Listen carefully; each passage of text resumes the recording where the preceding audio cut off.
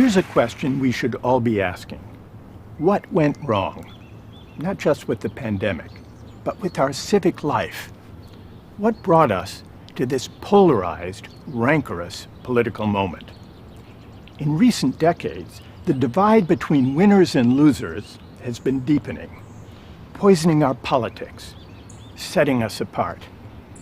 This divide is partly about inequality, but it's also about the attitudes toward winning and losing that have come with it. Those who landed on top came to believe that their success was their own doing, a measure of their merit, and that those who lost out had no one to blame but themselves. This way of thinking about success arises from a seemingly attractive principle. If everyone has an equal chance, the winners deserve their winnings. This is the heart of the meritocratic ideal. In practice, of course, we fall far short. Not everybody has an equal chance to rise. Children born to poor families tend to stay poor when they grow up.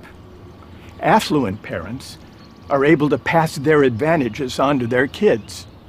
At Ivy League universities, for example, there are more students from the top 1% than from the entire bottom half of the country combined. But the problem isn't only that we failed to live up to the meritocratic principles we proclaim. The ideal itself is flawed. It has a dark side. Meritocracy is corrosive of the common good. It leads to hubris among the winners and humiliation among those who lose out. It encourages the successful to inhale too deeply of their success, to forget the luck and good fortune that helped them on their way. And it leads them to look down on those less fortunate, less credentialed than themselves. This matters for politics. One of the most potent sources of the populist backlash is the sense among many working people that elites look down on them. It's a legitimate complaint. Even as globalization brought deepening inequality and stagnant wages, its proponents offered workers some bracing advice. If you want to compete and win in the global economy, go to college. What you earn depends on what you learn. You can make it if you try. These elites missed the insult implicit in this advice. If you don't go to college, if you don't flourish in the new economy, your failure is your fault. That's the implication. It's no wonder many working people turned against meritocratic elites. So what should we do? We need to rethink three aspects of our civic life: the role of college, the dignity of work, and the meaning of success. We should begin by rethinking the role of universities as arbiters of opportunity. For those of us who spend our days in the company of the credentialed, it's easy to forget a simple fact. Most people don't have a four-year college degree. In fact, nearly 2/3 of Americans don't. So it is folly to create an economy that makes a university diploma a necessary condition of dignified work and a decent life. Encouraging people to go to college is a good thing.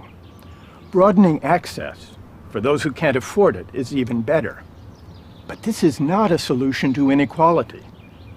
We should focus less on arming people for meritocratic combat and focus more on making life better for people who lack a diploma but who make essential contributions to our society. We should renew the dignity of work and place it at the center of our politics. We should remember that work is not only about making a living, it's also about contributing to the common good and winning recognition for doing so. Robert F. Kennedy put it well half a century ago. Fellowship, community, shared patriotism. These essential values do not come from just buying and consuming goods together. They come from dignified employment at decent pay, the kind of employment that enables us to say, I helped to build this country. I am a participant in its great public ventures. This civic sentiment is largely missing from our public life today. We often assume that the money people make is the measure of their contribution to the common good. But this is a mistake. Martin Luther King Jr. explained why. Reflecting on a strike by sanitation workers in Memphis, Tennessee, shortly before he was assassinated, King said, "The person who picks up our garbage is, in the final analysis, as significant as the physician. For if he doesn't do his job, diseases are rampant. All labor has dignity." Today's pandemic makes this clear. It reveals how deeply we rely on workers we often overlook. Delivery workers, maintenance workers, grocery store clerks, warehouse workers, truckers, nurse assistants, childcare workers, home health care providers. These are not the best paid or most honored workers. But now we see them as essential workers. This is a moment for a public debate about how to bring their pay and recognition into better alignment with the importance of their work. It is also time for a moral, even spiritual turning, questioning our meritocratic hubris. Do I morally deserve the talents that enable me to flourish? Is it my doing that I live in a society that prizes the talents I happen to have? Or is that my good luck? Insisting that my success is my due makes it hard to see myself in other people's shoes. Appreciating the role of luck in life can prompt a certain humility. There, but for the accident of birth, or the grace of God, or the mystery of fate, go I. This spirit of humility is the civic virtue we need now. It's the beginning of a way back from the harsh ethic of success that drives us apart.